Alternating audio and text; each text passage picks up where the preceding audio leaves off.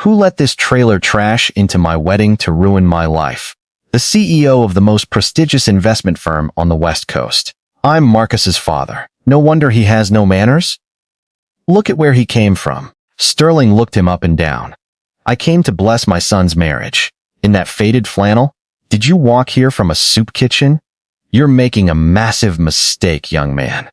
Get this garbage out of my sight. Arthur locked eyes with him.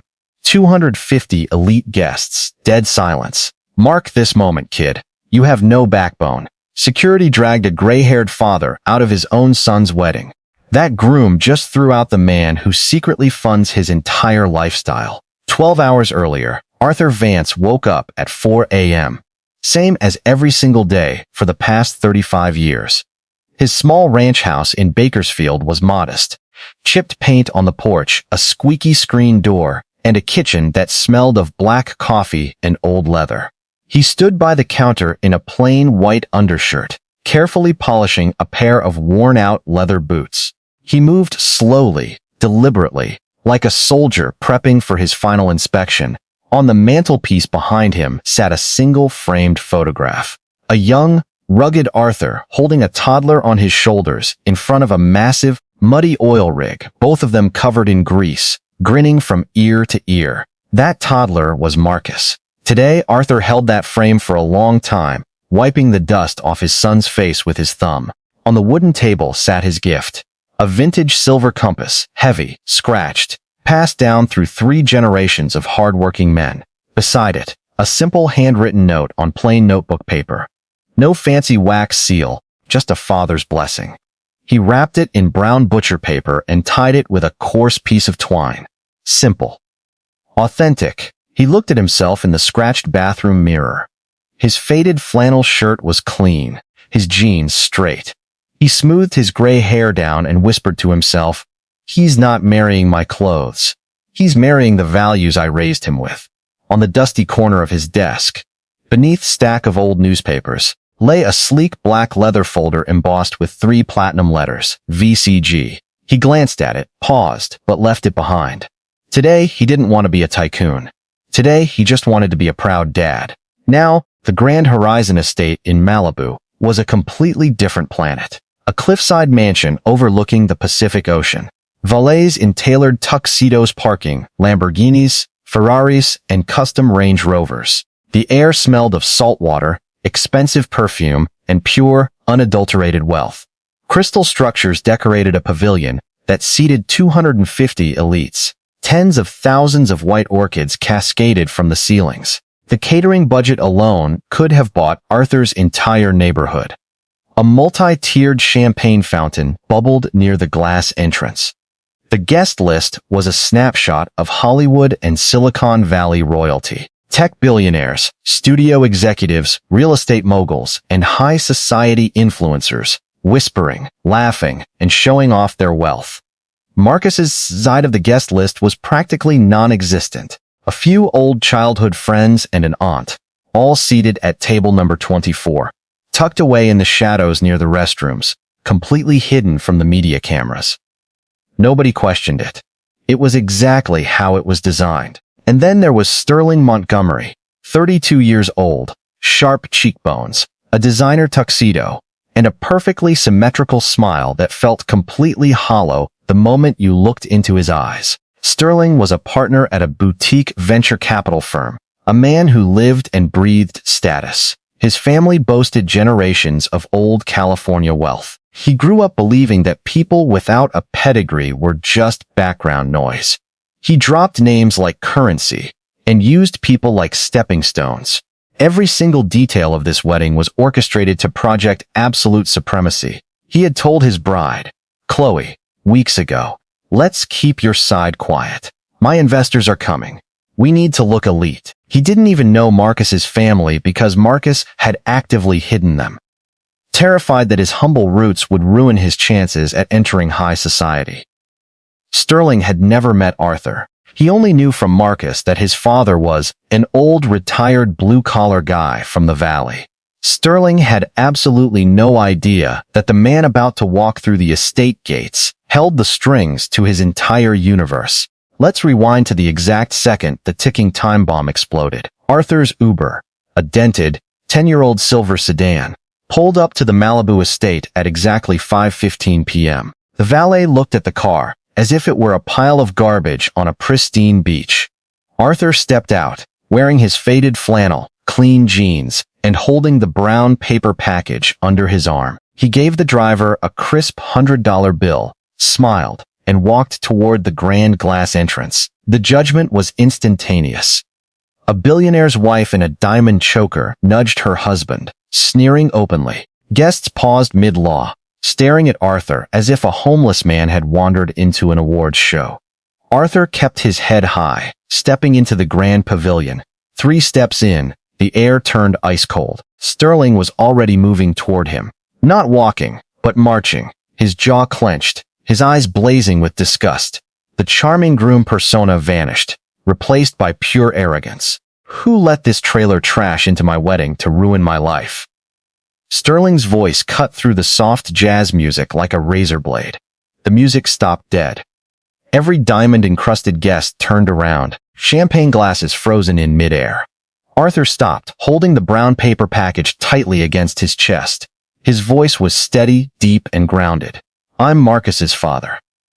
Sterling stopped inches away, smelling heavily of premium scotch. He scanned Arthur from head to toe. The worn leather boots, the faded flannel, the 50-cent wrapping paper. His father? Sterling let out a mocking laugh that echoed off the high glass ceilings. No wonder he has no manners. Look at where he came from. A few corporate sycophants by the bar laughed out loud. Arthur's eyes hardened. I came to bless my son's marriage. In that faded flannel? Sterling flicked Arthur's collar with 2 fingers, dripping with contempt. Did you walk here from a soup kitchen? You're making a massive mistake, young man. My only mistake was letting Marcus invite his low-class baggage to my elite event. Sterling snapped his fingers aggressively at 2 massive security guards standing by the VIP entrance. Get this garbage out of my sight, now. The guards hesitated, looking at Arthur's face. They saw a man of intense dignity, a man who wasn't afraid, just profoundly disappointed. Sir, the younger guard whispered respectfully, maybe we should check the master VIP list first. I don't pay you to check lists, Sterling roared, turning bright red. I told you to remove him. Do your job or you're fired before sunset. The older guard placed a firm but apologetic hand on Arthur's shoulder. I'm sorry, sir. Please follow us out. Arthur looked at the guard's hand, then at Sterling, then at the 250 wealthy vultures watching him like a circus act. He didn't fight back. He didn't yell. He turned around and walked out. His heavy boots thudded against the marble floor. A heavy, rhythmic sound in the dead silence. Behind him, Julian Vance, Sterling's best man and business partner, raised his glass and shouted, Hey, somebody call animal control. A stray got loose. The room erupted into elite, mocking laughter. Arthur pushed through the heavy glass doors, stepping out into the cold ocean breeze. He was gone. Inside the bridal suite, Chloe was staring at her reflection, adjusting her custom lace veil, when her phone buzzed fiercely. She picked it up, her eyes widening in horror as she read a text from an old friend. She turned to Marcus, who was adjusting his Rolex in the corner. Marcus, Sterling just had security throw your dad out of the venue. Marcus froze, his face losing all color. What? No, he wouldn't do that. He did. He called him trailer trash in front of the entire tech board. Marcus's chest heaved. The fear he had harbored of his 2 worlds colliding had just shattered his life. He bolted out of the room, running down the grand hallway, his patent leather shoes slamming against the floor. He found Sterling in the center of the pavilion, casually wiping a speck of dust off his tuxedo, looking incredibly pleased with himself. Sterling, Marcus yelled, his voice shaking. Sterling turned, smiling warmly. Hey man, look, I took care of a little security issue for us. Some old hobo tried to crash. That was my father, Marcus screamed. The pavilion went completely silent for the second time. The elites stared. Sterling's smile faltered, his voice dropping into a harsh, commanding whisper. Marcus, control yourself. He looked like a janitor. I have the managing directors of the largest funds in the country here. I am protecting our firm's image. You'll thank me later." "Thank you?" Marcus's eyes filled with tears of rage. "He's my dad, Sterling. He raised me alone." Sterling straightened his posture, looking down his nose. "Let's be real, Marcus. Look at this venue. Look at these people. This wedding costs $500,000.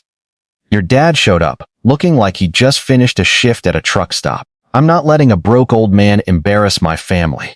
Marcus stared at him, his stomach turning. "You have absolutely no idea what you've just done." He turned his back on Sterling and ran out the front doors. Outside, the sun was dipping below the Pacific, casting deep crimson and gold shadows across the stone courtyard. Arthur sat calmly on a concrete bench beneath a palm tree, the brown paper package resting on his lap.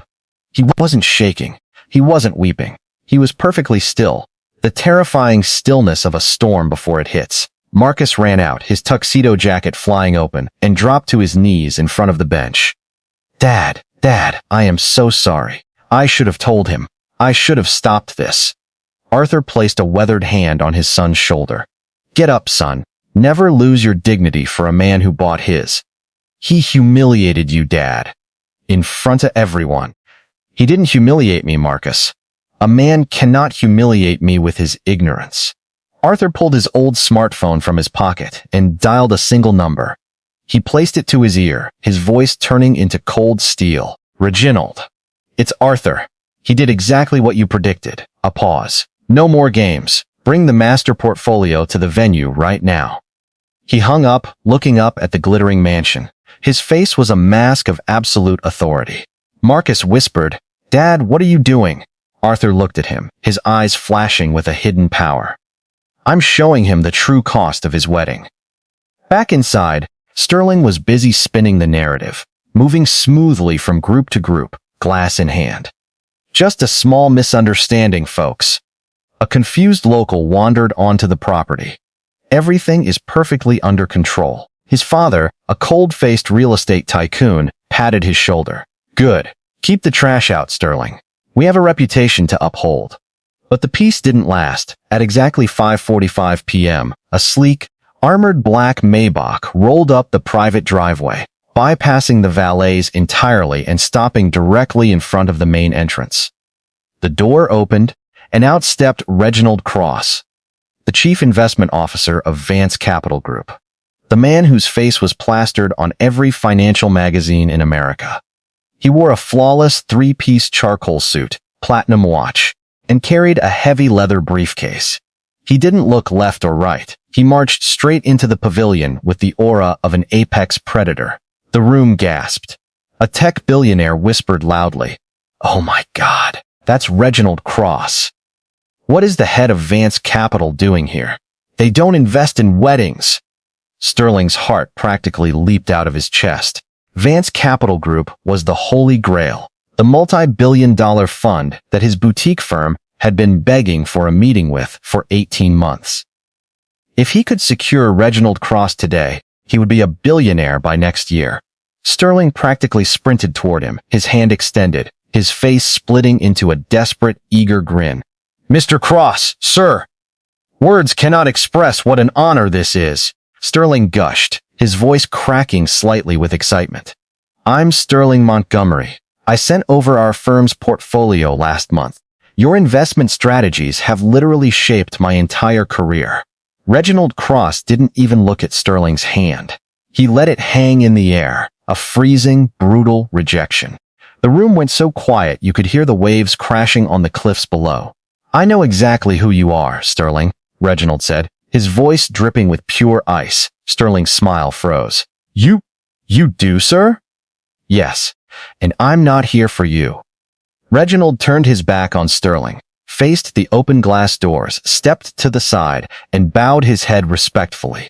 Through the doors walked Arthur Vance. He was still in his faded flannel and jeans, still holding his brown paper package, but behind him walked four armed executive security guards in matching black suits. Arthur's posture was no longer that of a humble father. He walked with the crushing authority of a man who owned the very ground they stood on. Reginald Cross stepped in line behind him. Ladies and gentlemen. Reginald's voice boomed through the speakers, commanding the attention of every billionaire in the room. For those of you who operate in the financial sector, you have spent decades trying to get a meeting with the founder of Vance Capital Group. He paused, letting the tension strangle the room. Allow me to introduce him. This is Arthur Vance, my boss, the sole owner of the capital that funds every single one of your firms. The revelation landed like a nuclear bomb. Sterling's father dropped his wine glass. It shattered on the floor, red wine splashing across his designer shoes like blood. Julian, the best man, choked on his scotch, coughing violently as his face turned purple. The tech investors in the front row instantly stood up, bowing their heads in terror. And Sterling? Sterling didn't just turn pale. His face went completely hollow, a ghostly, sickly white. His knees trembled so violently, he had to grip a nearby glass table to keep from collapsing. His brain completely short-circuited.